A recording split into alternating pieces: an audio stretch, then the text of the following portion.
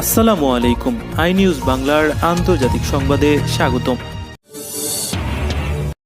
Capital ভবনে দাঙ্গার জন্য ট্রাম্প এককভাবে দায়ী বললেন তার আইন প্রণেতারা। মিয়ানমারের অভ্যুত্থান জাতিসংঘের নিন্দা আটকে দিল চীন। কাশ্মীরে চলছে গণহত্যা, দাবি হুররিয়াত নেতৃবৃন্দের। তেহরান এবং দিল্লির মধ্যে চমৎকার সম্পর্ক বিদ্যমান বললেন ইরানের প্রতিরক্ষামন্ত্রী। কৃষক আন্দোলনকে সমর্থন জানালেন এবার গ্রেটা থুনবার্গ। ট্রাম্পের অভিবাসন নীতি বাতিলে বাইডেনের দ্বিতীয় দফা স্বাক্ষর। সৌদি প্রবাসে ভারত, পাকিস্তান সহ 20 দেশের ওপর নিষেধাজ্ঞা। এবং অ্যামাজনের সিও পদ ছাড়ছেন জেফ বেজোস। আপডেট আন্তর্জাতিক সংবাদ পেতে চ্যানেলটি সাবস্ক্রাইব করে বেল আইকনে ক্লিক করুন। আমাদের ভিডিওতে লাইক দিয়ে আপনার মতামত জানান। অভিশংসন বিষয়ে নেতৃত্ব দানকারী আইন প্রণেতারা মঙ্গলবার বলেছেন, মার্কিন ক্যাপিটাল ভবনে ব্যাপক দাঙ্গার জন্য ডোনাল্ড ট্রাম্প এককভাবে দায়ী এবং সাবেক প্রেসিডেন্টকেই রেহাই দেয়া আমেরিকার গণতন্ত্রের জন্য ক্ষতিকর হতে পারে। তার বিরুদ্ধে সিনেটের ট্রায়াল শুরুর এক সপ্তাহ আগে তারা এমন মন্তব্য করলেন। গত 6 জানুয়ারি কংগ্রেসে হামলা চালাতে ট্রাম্প তার সমর্থকদের উৎসাহিত করায় প্রতিনিধি পরিষদ গত মাসে তাকে অভিযুক্ত করায় তিনি হলেন দুবার অভিশংসিত প্রথম মার্কিন প্রেসিডেন্ট। দণ্ডাদেশ দেওয়ার ব্যাপারে প্রতিনিধি পরিষদের অভিশংসন ব্যবস্থাপকদের প্রস্তুত করা অর্জির প্রি ট্রায়ালের বিবরণে বলা হয়েছে, আমাদের গণতন্ত্রকে ধ্বংস করতে সহিংসতাকে উস্কে দেয়া যে কোনো প্রেসিডেন্টের হাত থেকে আমেরিকার জনগণকে রক্ষা করা উচিত হবে। দাঙ্গার আগ মুহূর্তে ন্যাশনাল মলে সমবেত জনতার উদ্দেশ্যে উস্কানিমূলক ভাষণ দেয়ায় ট্রাম্পের বিরুদ্ধে অভিশংসন প্রস্তাব গ্রহণ করে তাকে অভিশংসন করা হয়।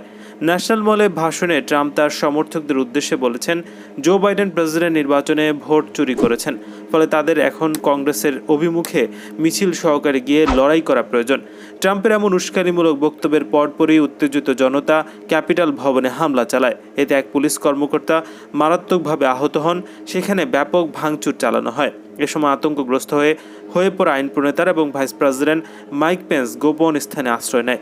ফলে বাইডেনের প্রেসিডেন্ট নির্বাচনে জয়লাভের আইনগত অনুমোদনের অনুষ্ঠান ব্যাহত হয়। 9 জন অভিশংসনের ব্যবস্থাপক 77 পাতার এক আর্জিতে তাদের সুদূর প্রসারী যুক্তিতর্ক তুলে ধরেছেন। আর এতে বলা হয়, ট্রাম্পের ভাষণ উত্তেজিত জনতাকে ক্যাপিটাল ভবনে হামলা চালাতে উৎসাহিত করে। তারা বলেন, সেখানে এই সহিংস এবং ধ্বংসাত্মক ঘটনার জন্য ট্রাম্প এককভাবে দায়ী। ক্যাপিটাল ভবনে দাঙ্গায় 5 জন প্রাণ হারিয়েছেন। মিয়ানমারের সামরিক অভ্যুত্থানের নিন্দা জানিয়ে জাতিসংঘের নিরাপত্তা পরিষদের একটি বিবৃতি আটকে দিয়েছে চীন। সোমবার সকালে রাজনৈতিক নেতা অং সান সুচি সহ কয়েক আইন প্রণেতাকে আটক করেছে দেশটির সেনাবাহিনী। এরপর থেকে অভ্যুত্থান নেতারা একটি সুপ্রিম কাউন্সিল গঠন করেন, যারা মন্ত্রীদের চেয়েও বেশি ক্ষমতা প্রয়োগ করবেন। এদিকে মিয়ানমারের সামরিক অভ্যুত্থানের বিরুদ্ধে অসহযোগ আন্দোলনের ডাক জোরদার হচ্ছে। মঙ্গলবার রাতে ইয়াঙ্গুনে এ পর্যন্ত সবচেয়ে বড় গণপ্রতিবাদে জড়ো হওয়া বিক্ষোভকারীরা অমঙ্গল দূর হবে বলে স্লোগান দেন। রীতি অনুযায়ী অমঙ্গল দূর করতে হাঁড়ি পাতিল বাজান তারা। 30টি শহরের 70 হাসপাতাল ও চিকিৎসা বিভাগের কর্মীরা বুধবার কাজ বন্ধ করে প্রতিবাদ জানিয়েছেন। নতুন গঠিত সিভিল ডিসঅবিডিয়েন্স আন্দোলনের বরাতে বার্তা সংস্থা এএফপি এবং রয়টার্স এমন খবর দিয়েছে। তারা এক বিবৃতিতে জানিয়েছে, করোনা মহামারীর সময় মানুষ যখন দুর্ভোগে আছে, তখন ঝুঁকিপূর্ণ জনগণের কথা না ভেবে নিজেদের স্বার্থকে প্রাধান্য দিচ্ছে সেনাবাহিনী। মহামারীতে মিয়ানমারে এখন পর্যন্ত 3100 জনের মৃত্যু হয়েছে। অর্থাৎ কোভিড-19 রোগে আক্রান্ত হয়ে দক্ষিণ এশিয়ায় সবচেয়ে বেশি মানুষের মৃত্যু হওয়া দেশগুলোর মধ্যে মিয়ানমার একটি। আন্দোলনটি জানায়, অবৈধ সামরিক সরকারের যে কোনো নির্দেশ মানতে আমরা অস্বীকার করছি, কারণ আমাদের দরিদ্র জনগোষ্ঠীকে নিয়ে তারা ভাবছে না। নাম প্রকাশে অনিচ্ছুক 5 চিকিৎসক কাজ বন্ধ করে দেওয়ার কথা নিশ্চিত করেছেন। 29 বছর বয়সী এক চিকিৎসক বলেছেন, আমরা চাই সেনাবাহিনী তাদের ব্যারাকে ফিরে যাক, যে কারণে চিকিৎসকরা হাসপাতালে যাচ্ছে না। এই ধর্মঘট কতদিন চলবে তার নির্দিষ্ট কোনো সময়সীমা নেই, এটা কেবল পরিস্থিতির উপর নির্ভর করছে। শিক্ষার্থী এবং তরুণরাও সিভিল ডিসঅবিডিয়েন্স আন্দোলনে যোগ দিচ্ছেন। সোমবার ভোরে নির্বাচিত সরকারকে হটিয়ে ক্ষমতা দখল করে নেয় মিয়ানমারের সেনাবাহিনী। দেশটির ক্ষমতাসীন দলের প্রধান অং সান সুচি সহ তাদের অধিকাংশ নেতৃবৃন্দকে আটক করা হয়েছে। ভারত অধিকৃত কাশ্মীরে নিয়মিত এবং ধারাবাহিক সেনা অভিযানে সেখানকার অবরুদ্ধ নাগরিকদের জীবন দুর্বিষহ হয়ে পড়েছে। খুন, গুম, নির্যাতন এবং প্রতিদিনের ঘেরাও তল্লাশি অভিযানের নামে চলছে চরম রাষ্ট্রীয় সন্ত্রাস। সোমবার প্রকাশিত কাশ্মীর মিডিয়া সার্ভিসের এক প্রতিবেদনে বলা হয়েছে, 2019 সালের 5 আগস্ট কাশ্মীরের বিশেষ সাংবিধানিক অধিকার কেড়ে নেবার পর থেকে 31শে জানুয়ারি পর্যন্ত 308 জন কাশ্মীরিকে হত্যা করেছে ভারতীয় বাহিনী। নিহতদের মধ্যে রয়েছেন 7 নারী। এ সকল হত্যাকাণ্ডের বেশিরভাগ ঘটেছে ভুয়া এনকাউন্টারের নামে বা নিরাপত্তা বাহিনীর হেফাজতে থাকা অবস্থায়। সেখানে যখন খুশি ঘেরাও করে তল্লাশি চালিয়ে যুবকদের ধরে নিয়ে আসা একটি নিয়মিত ব্যাপার হয়ে দাঁড়িয়েছে। তারপর এদেরকে মুজাহিদিন বা তাদের প্রকাশ্য সমর্থক বলে হত্যা করে মিথ্যা বন্দুকযুদ্ধের প্রচার করা হচ্ছে। ডোবায় বা জঙ্গলে ফেলে রাখা হচ্ছে কাশ্মীরি যুবকদের লাশ। এরকম হত্যার কারণে গত 1.5 বছরে 16 নারী বিধবা হয়েছেন, 38 শিশু পিতৃহীন হয়েছেন। কাশ্মীর মিডিয়া সার্ভিসের প্রতিবেদন অনুযায়ী গত 1.5 বছরে সেনা অভিযানে 1701 জন কাশ্মীরিকে গুরুতর জখম করা হয়। শান্তিপূর্ণ প্রতিবাদ মিছিলের ওপর পরিচালিত নির্যাতন, নিক্ষিপ্ত বুলেট, ছড়াগুলি এবং টিয়ারশেলের আঘাতে এত বিপুল সংখ্যক মানুষ আহত হয়েছেন। এছাড়া এই সময় নিরাপত্তা বাহিনীর অভিযানে 993 বাড়িঘর ধ্বংস করা হয়, 103 জন নারীর শ্লীলতা হরণ করা হয় এবং 1,45,489 জনকে গ্রেফতার করা হয়েছে। গত জানুয়ারি মাসে 289টি ঘেরাও তল্লাশি অভিযান চালিয়েছে। ভারতীয় বাহিনী 3 কাশ্মীরি যুবককে হত্যা করেছে। এ সময় ছড়াগুলি এবং টিয়ারশেলের আঘাতে 16 জন আহত, 46 জনকে গ্রেফতার করা হয়েছে। 2টি বাড়িঘর ভেঙে দেওয়া হয়েছে। ইরানের প্রতিরক্ষামন্ত্রী ব্রিগেডিয়ার জেনারেল আমির হাতামি ভারত সফরে গিয়ে বলেছেন, নয়াদিল্লির সাথে তেহরানের চমৎকার সম্পর্ক বিরাজ করছে।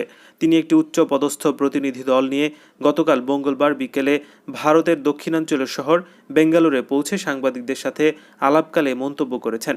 ভারত মহাসাগরীয় দেশগুলোর প্রতিরক্ষা মন্ত্রীদের সম্মেলনে অংশ নিতে জেনারেল হাতামির এ সফর অনুষ্ঠিত হচ্ছে। ইরানের প্রতিরক্ষা মন্ত্রী বেঙ্গালুরে আরও বলেছেন, ভারত ও ইরান এশিয়া মহাদেশের দুটি গুরুত্বপূর্ণ দেশ এবং বহু বছর ধরে দুই দেশের মধ্যে ধারাবাহিক সুসম্পর্ক বহাল রয়েছে। তিনি বলেন, ভারত মহাসাগর দিয়ে মধ্য এশিয়া এবং ককেশাস অঞ্চলের দেশগুলোর সাথে যোগাযোগ স্থাপন এবং পণ্য পরিবহনের সুবিধার্থে ইরানের সাথে ভারতের সম্পর্ক আরও শক্তিশালী হওয়া প্রয়োজন। ভারত সফরে জেনারেল হাতামি ভারতের প্রতিরক্ষা মন্ত্রী সহ ওই দেশের পদস্থ কর্মকর্তাদের সাথে সাক্ষাৎ করবেন এবং বেঙ্গালুরে অনুষ্ঠেয় প্রতিরক্ষা মন্ত্রীদের সম্মেলনে ভাষণ দেবেন তিনি। এছাড়া তিনি বুধবার কর্ণাটকের রাজধানীতে বিমান বাহিনীর সমরাস্ত্র এবং সরঞ্জাম সংক্রান্ত আন্তর্জাতিক মেলার উদ্বোধনী অনুষ্ঠানে অংশগ্রহণ করবেন। নতুন 3 কৃষি আইন প্রত্যাহারের দাবিতে আন্দোলনরত কৃষকদেরকে সমর্থন জানিয়েছেন পরিবেশ আন্দোলনকর্মী গ্রেটা থুনবার্গ। মঙ্গলবার রাতে নিজের টুইটার অ্যাকাউন্টে সিএনএনের একটি সংবাদ শেয়ার করে কৃষকদের পাশে দাঁড়ানোর বার্তা দিয়েছেন তিনি। এর আগে ওই একই লিঙ্কে শেয়ার করে কৃষকদের পাশে দাঁড়ানোর বার্তা দিয়েছিলেন যুক্তরাষ্ট্রের সঙ্গীত শিল্পী পপস্টার রিহানা। রিহানা কৃষক আন্দোলনের সংবাদ শেয়ার করে লিখেছেন, কেন আমরা এই বিষয় নিয়ে কথা বলছি না? ভারতে চলমান কৃষক আন্দোলন আন্তর্জাতিক মহলের কাছেও আলোচনার বিষয়বস্তু হয়ে ওঠা উচিত বলে সংক্ষিপ্ত বার্তায় বোঝাতে চেয়েছেন তিনি। একই সঙ্গে ওই পোস্টে বিক্ষোভকারীদের প্রতি নিজের সমর্থনের ইঙ্গিত দেন তিনি। রিহানা এই টুইটারের পর তাকে আক্রমণ করে ভিডিও বার্তা দিয়েছেন বলিউড অভিনেত্রী কঙ্গনা রানাওয়াত।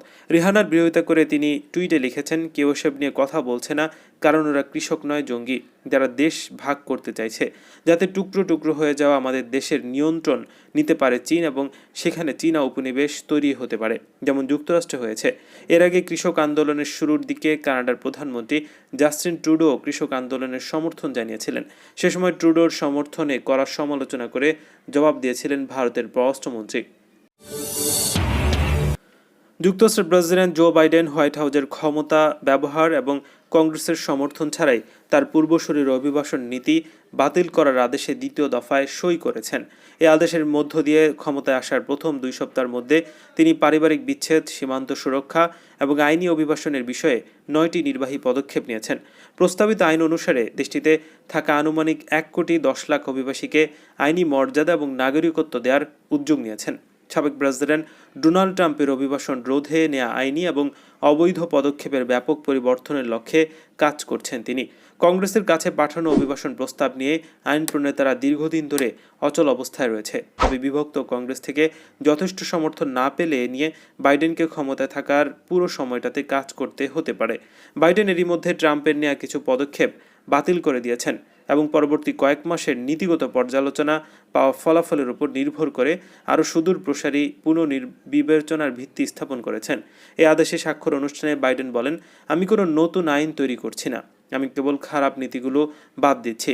মঙ্গলবার সিনেটের মনোনয়ন নিশ্চিত হওয়ার পর হোমল্যান্ড সিকিউরিটি সেক্রেটারি হিসেবে শপথ নেওয়া অ্যালেকজান্দ্রো মায়োরকাস পরিবার বিচ্ছেদ, মূলত মা বাবা এবং শিশুদের আবার একসাথে করার বিষয়ে মনোনিবেশ করার জন্য গঠিত টাস্ক ফোর্সের নেতৃত্ব দেবে। তবে এটা স্পষ্ট নয় যে ট্রাম্পের প্রেসিডেন্ট থাকাকালে আদালতের আদেশে প্রায় 5,500 শিশুকে আলাদা করা হয়েছিল, যাদের প্রায় 600 জনের মা বাবা এখনও আদালতের নির্ধারিত কমিটির সাথে যোগাযোগ করেনি। বাইডেন বলেছেন, আমরা আগের প্রশাসনের নৈতিক এবং জাতীয় লজ্জা ঘুচানোর কাজ করতে যাচ্ছি। করোনাভাইরাসের দ্বিতীয় ঢেউ এবং এই মহামারীর নতুন ধরনের সংক্রমণ ঠেকাতে 3 ফেব্রুয়ারি স্থানীয় সময় রাত 9টা থেকে 20 দেশের নাগরিকদের সৌদি আরবে প্রবেশে নিষেধাজ্ঞা আরোপ করা হয়েছে। বাংলাদেশ ছাড়া এশিয়া, ইউরোপ, আমেরিকা, আফ্রিকার 20 দেশ এ নিষেধাজ্ঞার আওতাভুক্ত। দেশটির স্বরাষ্ট্র মন্ত্রণালয়ের বিজ্ঞপ্তি অনুযায়ী আর্জেন্টিনা, সংযুক্ত আরব আমিরাত, জার্মানি, মার্কিন যুক্তরাষ্ট্র, Indonesia, Ireland, Italy, Pakistan, Brazil, Portugal, যুক্তরাজ্য, তুরস্ক, দক্ষিণ Africa, Sweden, Switzerland, France, Lebanon, মিশর, ভারত এবং জাপান এই দেশগুলোর জনগণ অস্থায়ী নিষেধাজ্ঞার আওতায় থাকবে। তবে সৌদি আরবে বর্তমানে অবস্থান করা দেশগুলোর নাগরিক, দূতাবাস কর্মকর্তা, চিকিৎসক, তাদের পরিবারের সদস্যরা এই নিষেধাজ্ঞার আওতামুক্ত। স্বাস্থ্য মন্ত্রণালয়ের পরামর্শে ভ্রমণ নিষেধাজ্ঞা জারি করেছে স্বরাষ্ট্র মন্ত্রণালয়। এর আগে গত 3 জানুয়ারি সৌদি ভ্রমণে নিষেধাজ্ঞা তুলে নিয়ে সব ধরনের ফ্লাইট চালুর ঘোষণা দিয়েছিল দেশটি। অ্যামাজনের প্রধান নির্বাহী কর্মকর্তার পদ ছাড়ছেন প্রতিষ্ঠাতা জেফ বেজোস। এরপর তিনি প্রতিষ্ঠানটির নির্বাহী চেয়ারম্যানের দায়িত্ব নেবেন। এদিকে বেজোসের স্থলাভিষিক্ত হচ্ছেন অ্যান্ডি জেসি। বর্তমানে তিনি অ্যামাজনের ক্লাউড ব্যবসার প্রধান হিসেবে কাজ করছেন।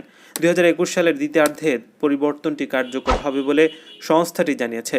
মঙ্গলবার কর্মীদের উদ্দেশ্যে লেখা এক চিঠিতে জেফ বেজোস বলেছেন, অ্যামাজনের প্রধান নির্বাহীর দায়িত্ব অনেক বেশি। এই পদে থেকে অন্য কোনো কিছুতে মনোনিবেশ করা খুব কঠিন। এই দায়িত্ব ছাড়ার ফলে তিনি নিজের নতুন দায়িত্বের অন্যান্য কর্মকাণ্ডে মনোযোগ দেওয়ার সুযোগ পাবেন। তিনি বলেছেন, নির্বাহী চেয়ারম্যান হিসেবে আমি অ্যামাজনের গুরুত্বপূর্ণ উদ্যোগগুলোর সঙ্গে জড়িত থাকব। ডে ওয়ান ফান্ড, বেজোস আর্থ ফান্ড, ব্লু অরিজিন এবং দ্য ওয়াশিংটন পোস্ট আমার অন্যান্য তীব্র আগ্রহের জায়গাগুলোর জন্য সময় এবং শক্তি পাব। প্রায় 30 বছর আগে অ্যামাজন প্রতিষ্ঠা করেন জেফ বেজোস। বর্তমানে তিনি বিশ্বের দ্বিতীয় শীর্ষ ধনী। এই সময় সাধারণ অনলাইন বই বিক্রেতা হিসেবে গ্যারেজে যাত্রা শুরু করা অ্যামাজন এখন অনলাইন রিটেইল জায়ান্ট খ্যাত প্রতিষ্ঠান। পুরো বিশ্বে অ্যামাজনের কর্মী সংখ্যা এখন 13 লাখ।